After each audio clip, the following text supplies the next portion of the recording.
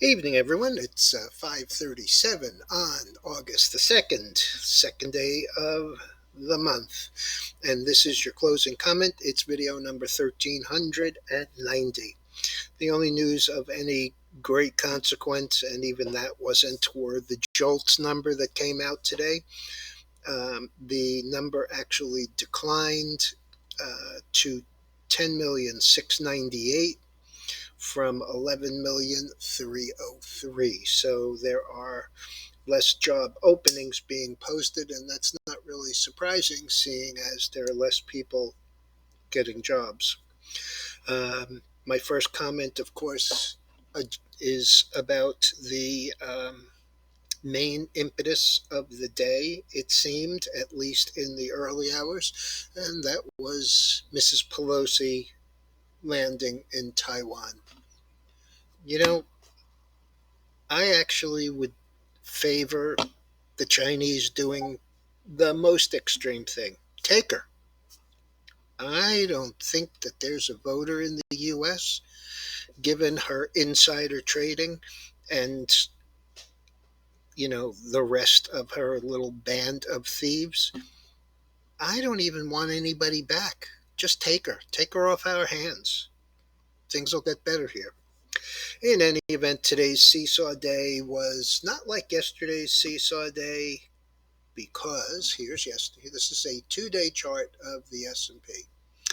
And yesterday we started to the downside in the futures.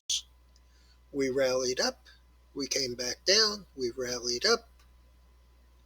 We came back down a little, but we closed in the middle. And then, of course, overnight, it just got worse. We traded down, came up a little right before the open, and then right before the real open, around 9 o'clock, we were down below 4,100. However, after the open, we rallied all the way up here to 4143 even. Now, let me put this in a little better perspective so that you can see it. This is the daily, and let's go with 9 month. This area of consolidation before we broke turns into resistance, and this is the number that I've been talking about, 4,200. My original numbers were 4,050 to 4150, 4175. So for the last 3 days, we have been 4144, 4144, and today 4143. The difference is that today we closed on the downside at the low of the day. That's after coming from solidly lower. Um, I mean, you know, this was an amazing day to behold, from down a couple of hundred. Let's use the Dow just to use it. The Dow was down about 200, was up about 200, and finally finished down 402 at pretty much the low of the day. Let me just grab the Dow futures and show you what that actually looked like. Dow Jones.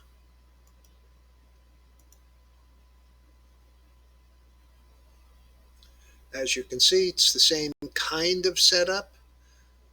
Right in the middle there being about 33,000. Yesterday's high, 32,938. Couldn't get there today even when they rallied it, and it closed on the low. I cannot imagine that this is not going to be 32,000, maybe as early as tomorrow. I mean, we closed 32,365. We were down 400. That's a down opening in the morning on any kind of news. That said, NASDAQ acted a little better. It was only down 2022. Of course, the biggest piece, I guess, of the Dow decline was Caterpillar, which this morning was down about 7, around 187 and change, but couldn't even hold that. This is a stock that a couple of weeks ago was 232. It closed 183.51, and that was down 11.35, so worse than this morning. Pinterest and Uber both to the upside after both missing. AMD with a beat closed 99.29, traded down to 94, down 527, 5.4%.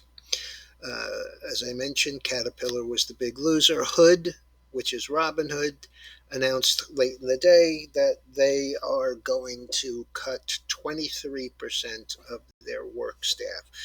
Here's an interesting, this is another good one. 85 on the high last year, $7.71 on the low this year.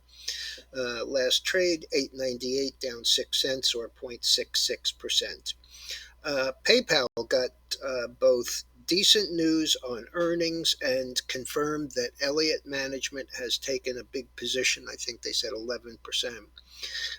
Position in the company. The stock had closed 89.68, up $1.06, traded as high as 102. Last is 99.44, up 10.87 or 12%. Match.com closes 76.71, up 3.18, comes in with a miss. Traded down to 60, actually currently trading closer to 58, down 14. That's another one. Trading at a recent low at that 58 with a high of 182. So it's hard to say what people are going to cut out. I can tell you for sure it's not going to be Netflix. It could easily be Match.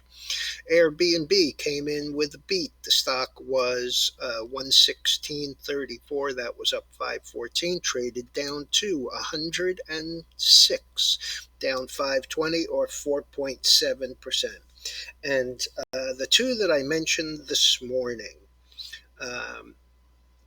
that QRTEB that went from 4 to 21. Well, it hit 21.92 today, but turned back down, closed 15.30. This is the company that owns QVC, HSN. If you're married and you have a wife like I do, you're fully aware of their boxes and Amazon's delivery. I actually know my Amazon delivery guy by his first name. Also, MGAM. This is one that I don't have a chart for, but they did 1.5 million shares at 4. The stock was sitting at 4. It traded up to 18 and change yesterday, and came back in a little today. Closed $8.30, down $4.68, or 36%. This was the one that I talked to you about yesterday. 1.5 million shares outstanding when they did the deal. Traded 24 million yesterday, and even today on what looked like a light day, traded 5,600,000 shares. So they're now beginning to talk about it as if it were a new meme stock. That's just what we need, because most of them have really held up so well. Okay, oil up 53 cents. The gold was up $2. The problem with the gold is simple. It got back into the area. I told you this morning it looked like 18 to 18.20 for me. The high for the day today was 18.05.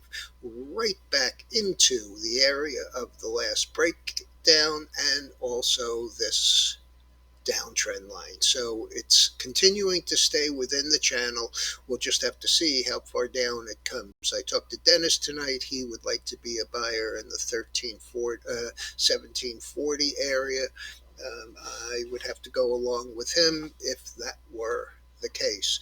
The bonds had an interesting day today. They were actually up a full dollar, and then some of those loudmouth Fed speakers who just love to grab the limelight, came out and talked about the fact that they are nowhere near a pivot back to, uh, you know, uh, you'd have to be an idiot to expect that they would even consider it at this point, with inflation still as high as it is.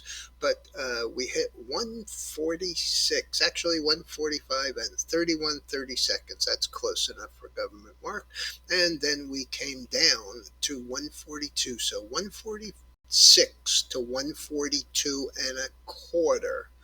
We closed much closer to the low. I call that 5/6 or 7/8 towards the low, and actually down 1 and 23/32. So from up one to down 1 and 3/4, closing on the low. All right, folks, we got a bunch of news tomorrow, some ISM numbers, um, mortgage apps, which, I'll just go on the hook here and say they'll be down like they have been for, 12 of the last 13 weeks. But if there is anything to discuss, I will be back first thing in the morning. Hope everyone had a good day. We had a really good level 2 alert today where we paid 80 cents for some S&P puts last night, held them into the day today, saw them go from 80 cents up to $2.02. We sold half on the 100% up rule at $1.60. Some people sold them as high as $1.80, but the ledger says 160 because that's where the alert went out. They came all the way back down to 29 cents and then rallied back with a last of 93 cents, up 11 cents on the day. So we took all the money out and we're up on what's left. All right, everyone, have a good evening. I'll be back in the